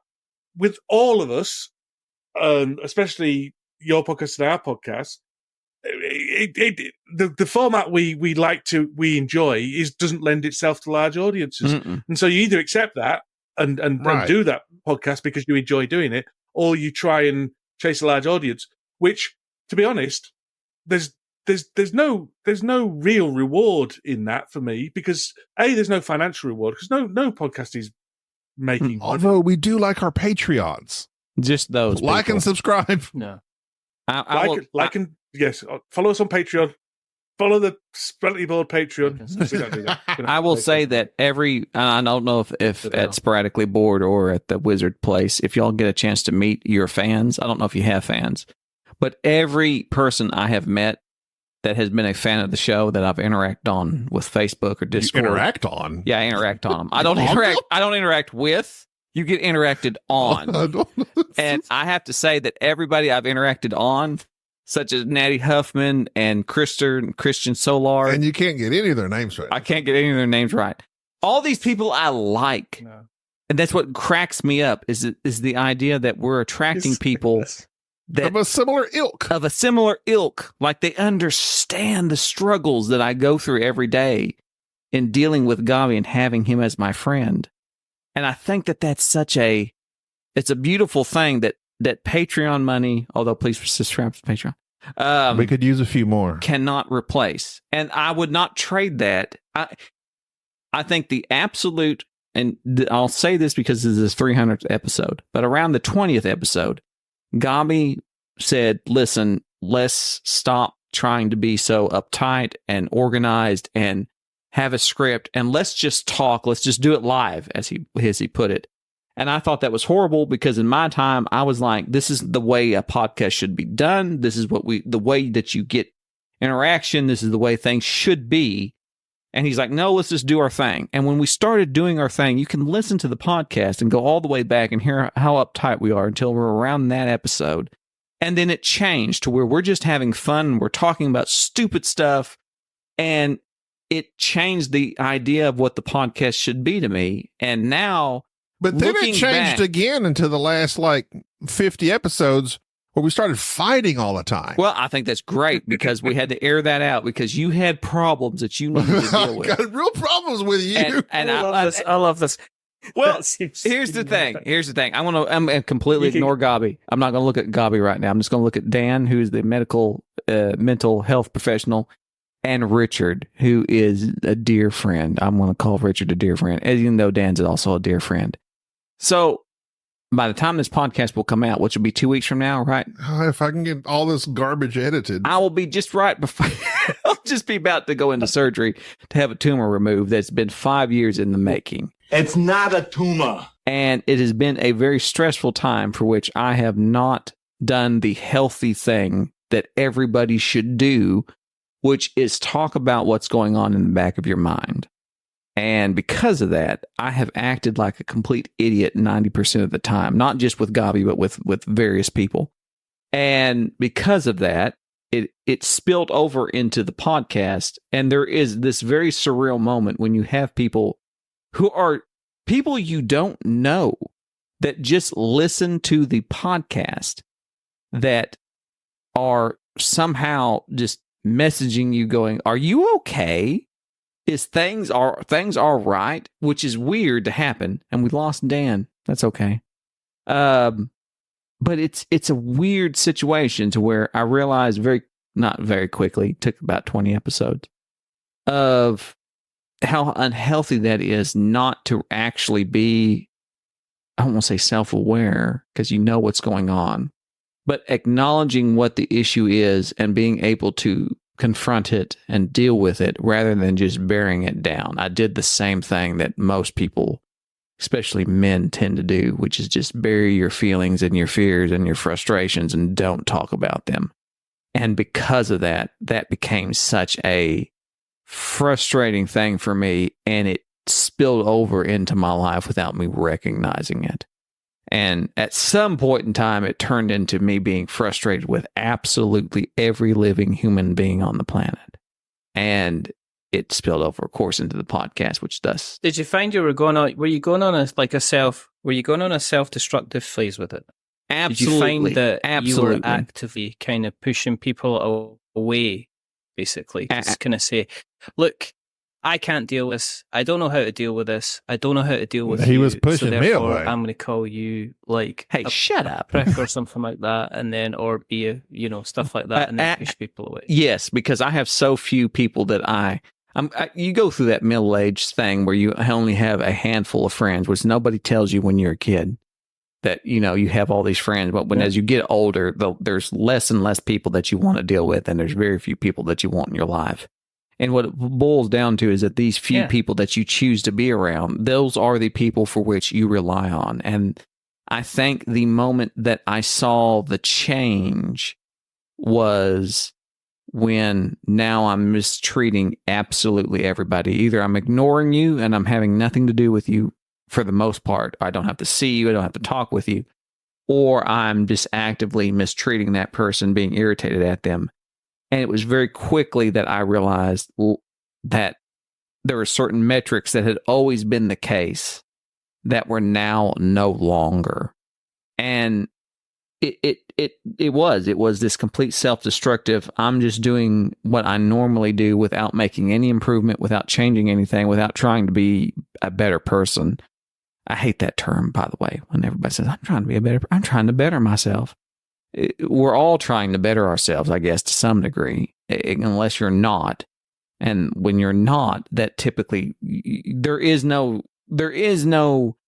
bobbing up and down. There is no neutral ground. Either you're going forward or you're going backwards. So either you're actively trying to make yourself better or you're going backwards. And I was going backwards. And it just became a very stressful thing, which I took out upon absolutely everybody in my life. And finally, once it dawned on me of what this sentinel event was going on and what was actually bothering me, it was very easy for me to now recognize and now go, I just need to change this. And I think that people go through that in their life at certain times and they don't realize it. Like either it can be a form of depression or anxiety or something that they're going through, and they don't realize that they're stagnant and that they're going backwards and what they're doing. And I think the only reason it caught my attention is because naturally I'm a very difficult person.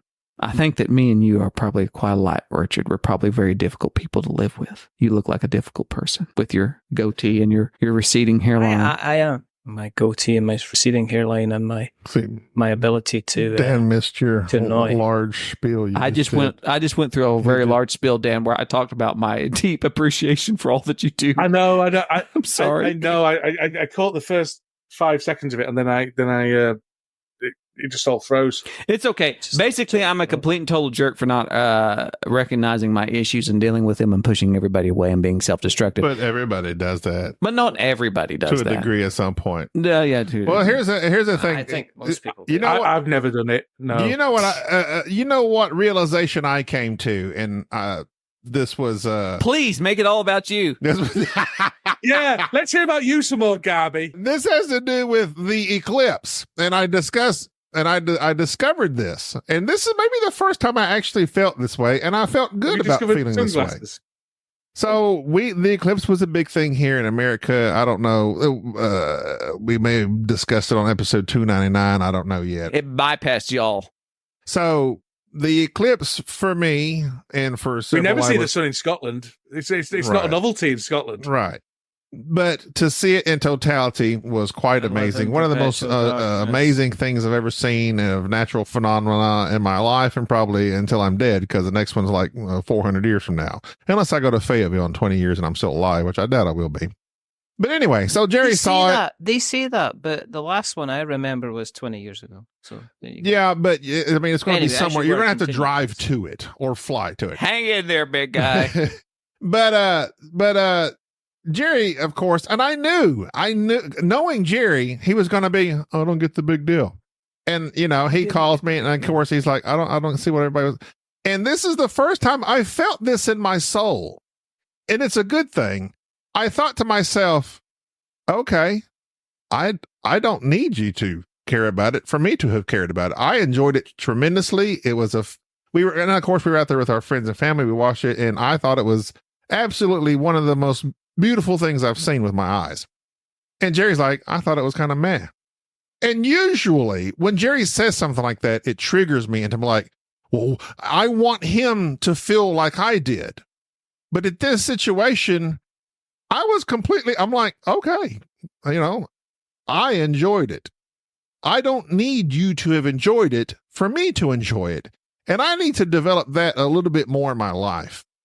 Not to be so invested in what other people think. I've been telling you that for years. I know you have, but it's like, but then sometimes you'll try to go the opposite with me because you'll trigger me with saying, well, why did you enjoy it so much?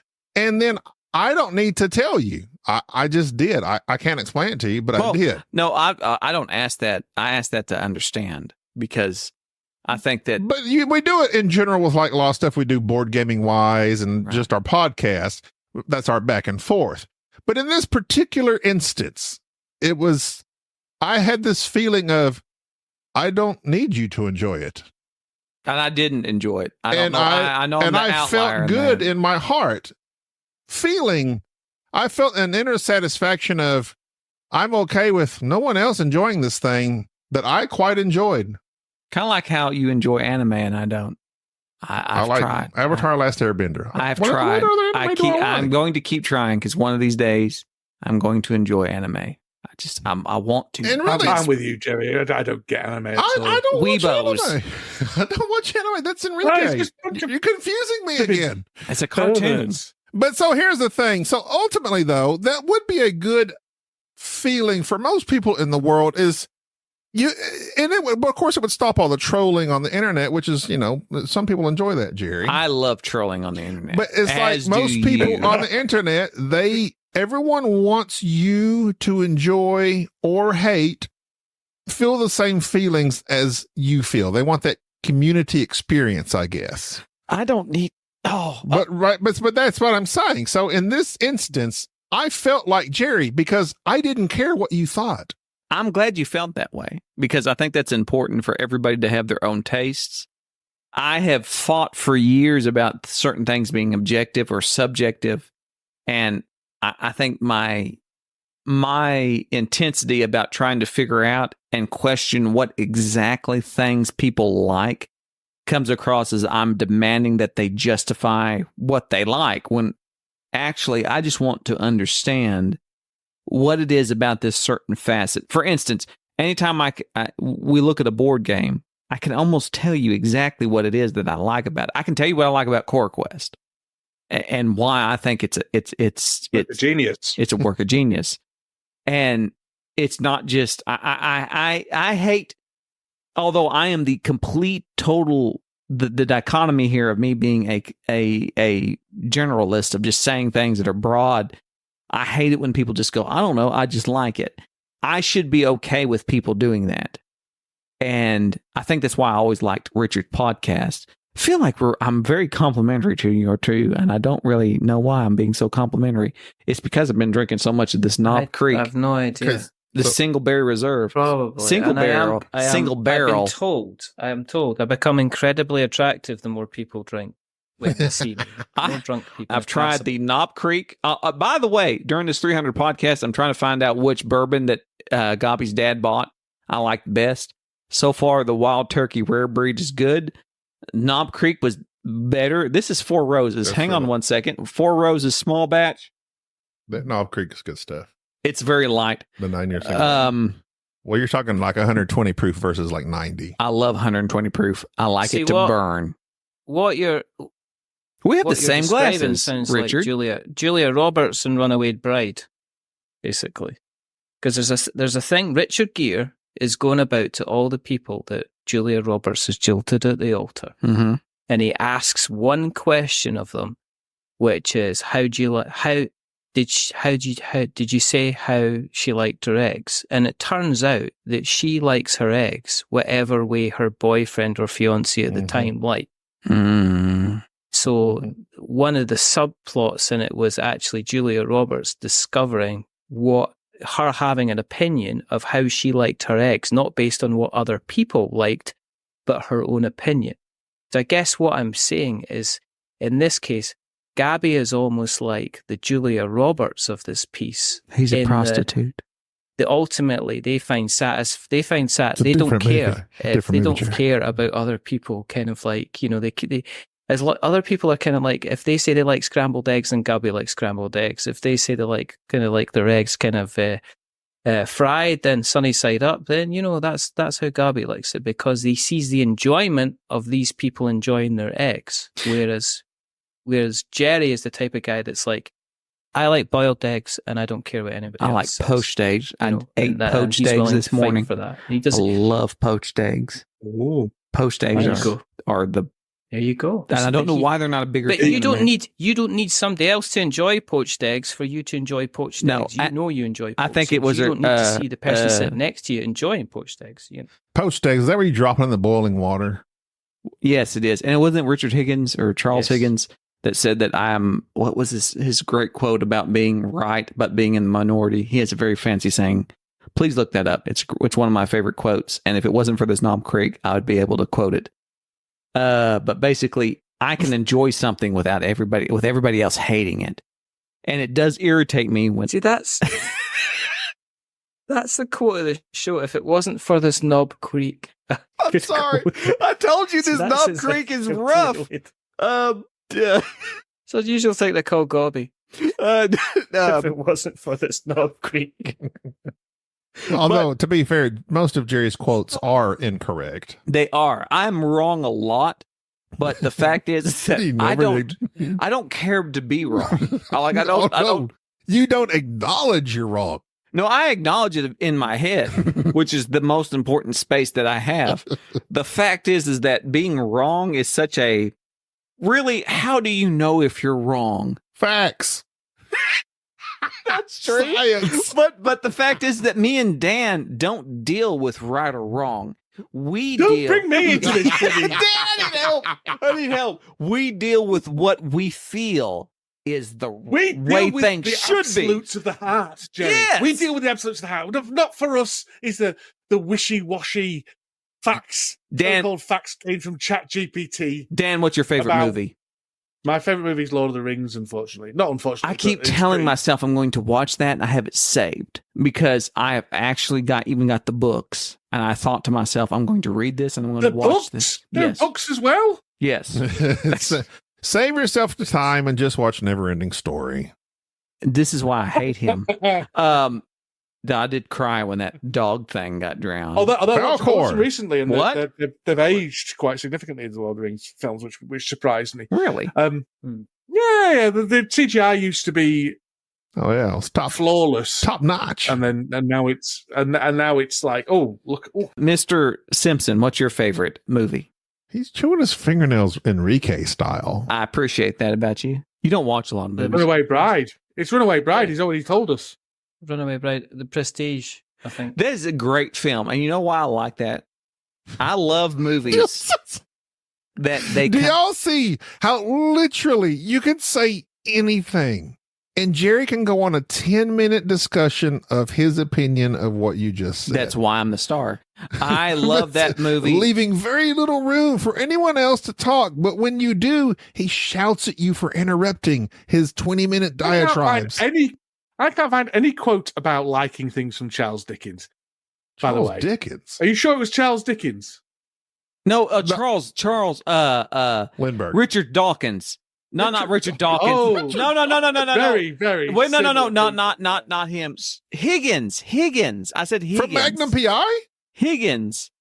The Higgins. Higgins from Magnum P.I.? No, the guy that used to debate everybody about religion. The sailing coach? Richard Higgins. Not Charles Higgins. Give me a moment. Good God. Please. Richard or Oh, Charles? for goodness sake. I can't remember. He's Richard dead. Higgins. He You're died. thinking about Charles Xavier from the X-Men movies. He Richard died Higgins. of cancer. He was bald. He didn't. He's still alive. He's in a wheelchair. He's played by Patrick Stewart. Charles. This is When not. does this podcast end? It It doesn't. doesn't. It's 3 hours long. This is the one. Lock I've in. already been on this call for 2 hours. I'm regretting staying on now. I could have been away reading to my kids. Christopher Higgins. Christopher Higgins. I hate Christopher that. Higgins. Never His heard of Christopher him. Higgins. That's the guy from Winnie the Pooh, right? You've never heard of Christopher Higgins. I swear. I This have is heard what of I do. Christopher Oh, Higgins. that's He was on some My Line. random philosopher. He's that one of the Jerry's- most famous philosophers ever. one of the most famous Gabby. philosophers. Gabby, please Christopher don't. Robin, that you didn't even know his name the first 5 times we asked you. I said it was the Knob Creek. Charles Dawkins, no Richard You Higgins. plied me with this cheap single barrel. How dare you? You didn't buy it. Your dad did. That one I did. The first one's gone, long gone. Oh, okay. Anyways, my point being, What? I'm just interested, Jerry. What's the worst thing about Garby? Do you think? What thing do you think? the is worst thing about it? Gabi, I can tell you exactly what the first thing. Apparently, listen to like 3 No, podcasts ago. don't answer that. I was jokingly trying to end this podcast. Do not answer that, Garby. What's the worst thing about? No. What's the best thing about me? Let's all talk about what the best thing about me is. Okay, no, Daniel Hughes. No, actually, let's all talk about what's the worst about Richard Simpson. I think we can all agree on those. I like it. Well, the worst thing is, there's lots of. His voice is wonderful. Richard Simpson. There's very, very. Christopher very, Higgins, very, a civil and environmental engineering. I've got him as a Christopher professor. Higgins. Y'all didn't even let It's poor like, Richard finish, because Richard, you hem-hawed too long. You said and then like it was a long pause.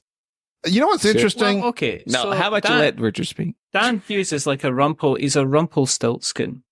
If I'm going to say things about Dan, is that he's a stellar community building. What is kind of that? A person. demon? It's insane He'll steal your the children. way that he can kind of corral a community and get it together and get people kind of like getting involved and actually interacting. Because I join lots of groups on Facebook, and the sporadically bored one still keeps on going. There's still people that go and post on it and stuff. We like don't that. nurture it as much as we used to do. They're so old. But I know of so many groups that they set up groups, and then it's like nobody ever just goes on and starts a topic or starts a. Snobs is probably another one as well. You've got that kind of you people don't have who to want say to ask that. questions. Our and things community like that. loves this. But the only other place I see it is maybe the board game trading and chat thing. But that's because that's got a group that's got about 15,000 people in it. So you're obviously going to get kind of like conversation starters. But that I'll say, I mean, Dan could start up a thing on like flipping, bridge spotting or whatever. You could start one up on kind of like wedding cake designs and stuff. And I guarantee within 3 months you would have a group formed with like 400 people in it that would be debating I will give you about whether you two should examples. use you should use like kind of different kind of carrots in a different cake, or cake, should you do a gluten-free cake and should you just leave it for the top tier, or should Never it all gluten-free. be a separate, I will give you two examples. Don't give in to those fascists. Quickly. Go on, Two sorry. examples quickly. Dan recommended the Craft Man to me on YouTube during one. I say to me because when he does his podcast, I feel like he's speaking to me. That has Ring in been your ears. a household staple and has changed my life. The second thing he talked about one time about bad art in charity shops. We don't have charity shops in America. We have Goodwills. And so that sent me down this rabbit hole of finding and joining Facebook groups of bad art in charity shops, for which one day my wife, who doesn't have Facebook, borrowed my phone to look something up and then questioned me, why are you in this group about artwork that is being founded in British Goodwills? And I said to her, there's this British man who likes board games, who designed a game that our children plays, and he told me to join this group. And her response was, are you in a cult? And I told her yes, because that was a better response than trying to explain that I listen to some guy in Huddersfield who comes out every 3 months with a podcast where he podcasts with a failed English teacher in Americas about something. And that was a better response than just going, yeah, this is what's going on. So yeah, Dan can build a community. If somebody would just put Dan to work doing something important, the community he could build, I think it's because he has a very fatherly figure. I think that's probably what it is.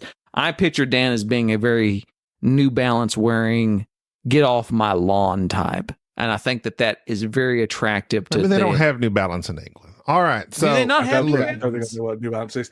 it's a Let's wrap it up, Gabby. I need to go. Yeah. Oh, Let's wrap this up. Kick him off. We don't need him.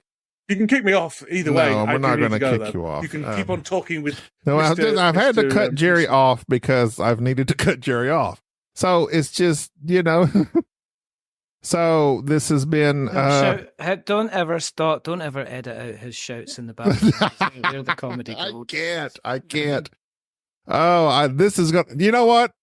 I'm going to need a month to edit this one. Yeah. So, thank you, Daniel, Michael, and Richard for coming on our 300th episode. Are they leaving? We invited our very special pod friends that we like. Jerry, stop shouting. Okay. So, it does seem kind of ridiculous. I mean, we do see your faces, but when you talk about people that you've never met, you've only become friends on Zoom.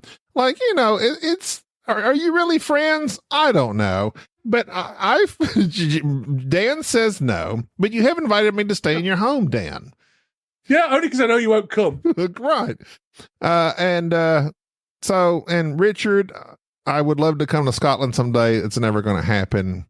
Me traveling to Aircon. You can invite him as well. Is never going to happen. I only ever invite people who are scared of flying. That's my trick. But we do appreciate her coming on the show. That's going to do it for this episode of the Board Game Snobs. The defeat in his voice, ladies and gentlemen. We may or may not. Thank you very much for having us. I will echo what Mike said. This is a fantastic podcast. I'm a fan.